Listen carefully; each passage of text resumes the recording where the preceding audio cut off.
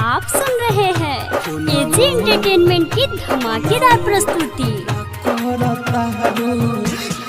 Music by DJ Kanchan Raj, Hajipur Vaishali.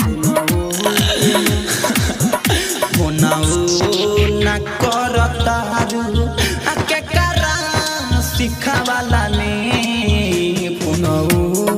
ना करतारू के करा सिखावाला में बोला का डर बावे बोला का डर बावे हमारा से बतावाला में फोनऊ ना करतारू के करा सिखावाला में फोनऊ ना करतारू के करा सिखावाला में।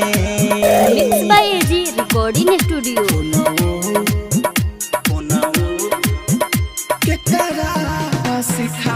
डीजे कंचन राज, हाजीपुर वैशाली।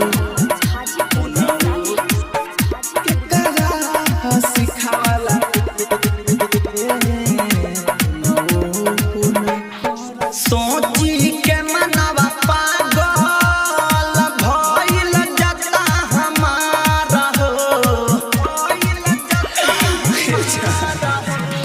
काहे रुवावता रू बोला आंसुआ के धार हो आंसुआ के धार हो। बड़का गलती हमसे भइल बड़का गलती हमसे भइल दिलवा मिलवाला में फोनऊ ना करतारू के करा सिखावाला में फोनऊ ना करतारू के करा सिखावाला में।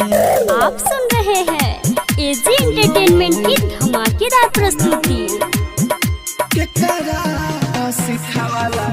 डीजे कंचन राज, हाजीपुर वैशाली।